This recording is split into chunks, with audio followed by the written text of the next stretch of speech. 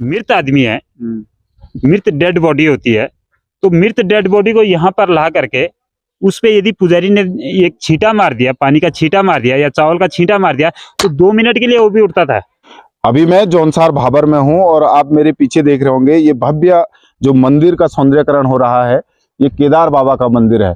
इन लोगों का, जो यहाँ के स्थानीय लोग हैं, जो यहाँ के पुजारी हैं, इनका कहना है कि ये मंदिर केदारनाथ से भी पुराना मंदिर है और यहाँ पर केदारनाथ भगवान को पूजा जाता है। ये जो पूरा क्षेत्र है जौनसार भाबर का, इन लोगों की यहाँ पर अटूट आस्था है। काफी लोग यहाँ दर्शन के लिए आते हैं और देख सकते हैं आप किस तरीके से यहाँ पर लकड़ी की नक्काशी इस मंदिर पर हो रही है और किस तरीके से जो लकड़ी के घंटे हैं, यानी कि घंटियां है,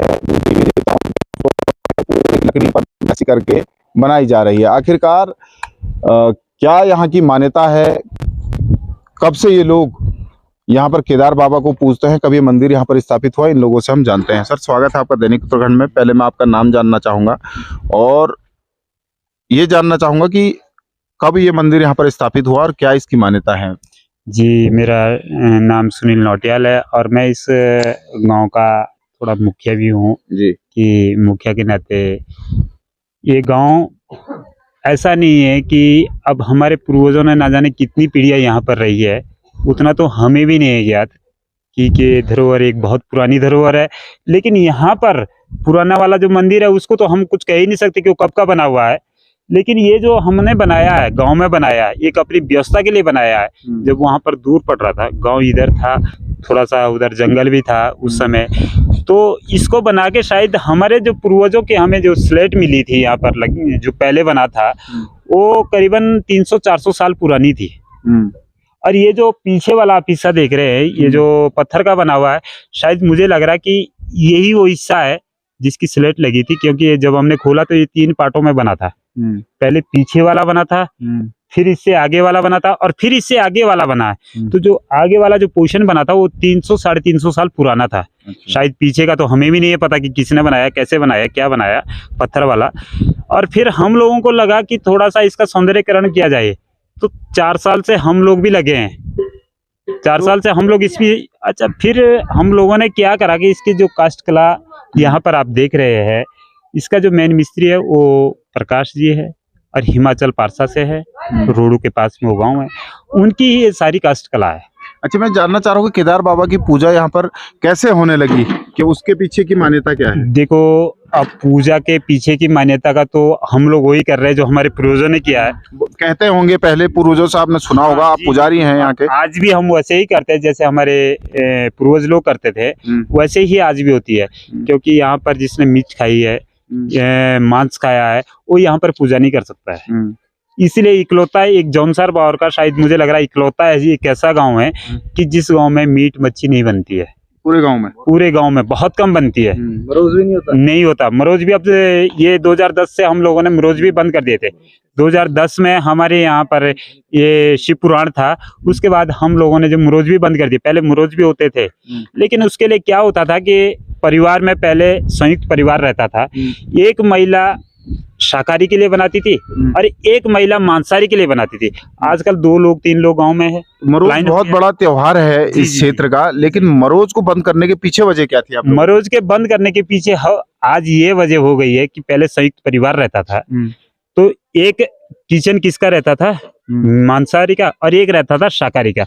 अब आज 4 लोग घर पे है, उस पे तो नहीं बन सकता है जिसपे शाकाहारी का बनता है, तो इसलिए हम लोगों ने मरोज ही बंद कर दिया है। अच्छा, जैसे मेरी आप लोगों से बात हुई और गांव के बुजुर्गों से बात हुई, उनका कहना है कि बड़ा चमत्कारिक मंदिर है।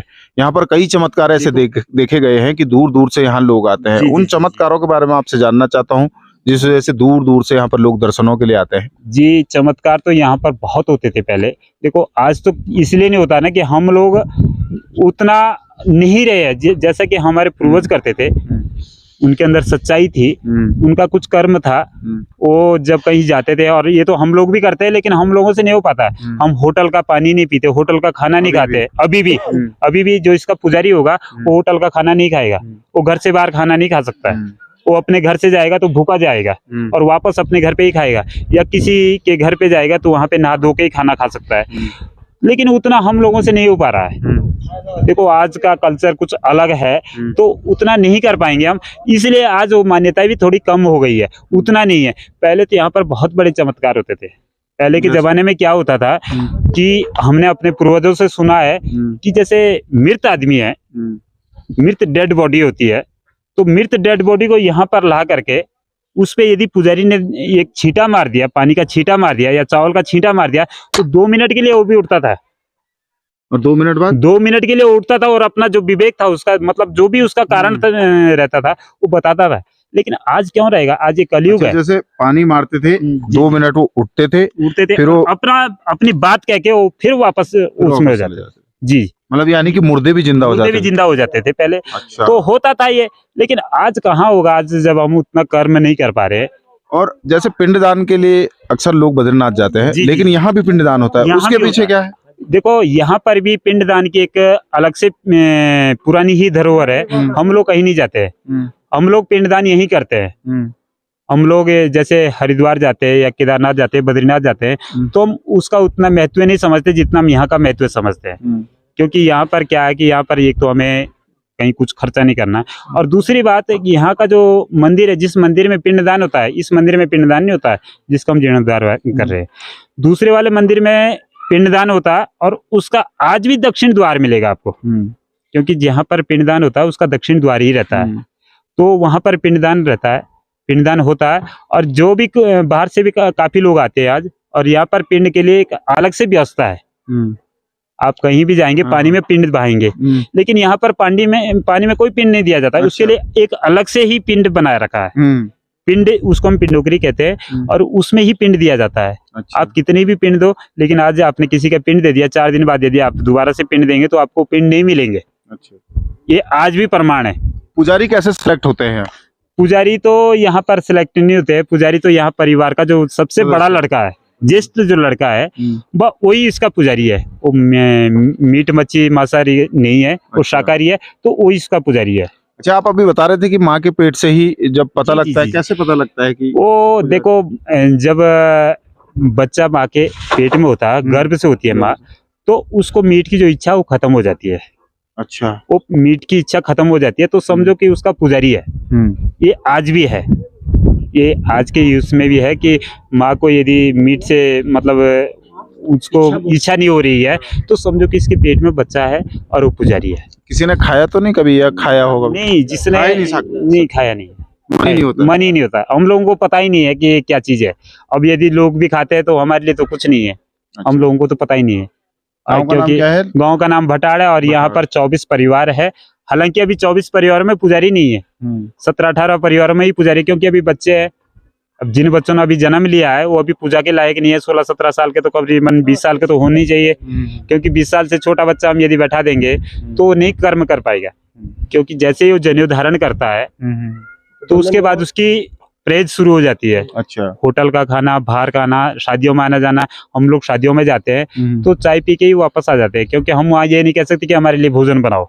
अच्छा। वो हमारी एक व्यवस्था है, हमें खुद ही जो है ये बोलना पड़ता है कि हम किसी को कुछ नहीं बोलते हैं, जैसे जाते वैसे ही आ जाते हैं। तो ये दैनिक उत्तरायण से बात करने के लिए बहुत धन्यवाद। अभी मैं जौनसार के भटाड़ गांव में हूँ, और यहाँ पर जो केदार बाबा का मंदिर है, इन लोगों की केदार बाबा पे अटूट आस्था है। इन लोगों का कहना है कि कई सौ साल पहले से ये लोग यहाँ पर केदार बाबा की पूजा करते हैं, और इनका ये भी कहना है कि तो इनके पुराने कहते हैं कि पुरानों की तो यहाँ पर मान्यता इस जो है, यहाँ पर मुर्दे भी जिंदा हो जाते थे। और जो लोग यहाँ पर आज भी पुजारी सेलेक्ट होते हैं, जब बच्चा माँ के गर्भ में जन्म लेता है या कोख में जन्म लेता है, तो माँ की मीट खाने की इच्छा भी खत्म हो जाती है। यानी जो यहाँ के पुजारी हैं वो मीट मांस नहीं खाते हैं। इस गांव में आज भी मरोज का त्यौहार नहीं मनाया जाता है, जबकि पूरे जौनसार भाबर में 1 महीने का मरोज का त्यौहार होता है। बकरों को काट कर सुखाया जाता है और पूरे महीने वो त्यौहार चलता है, लेकिन इस गांव में आज भी मीट मांस नहीं बनता है।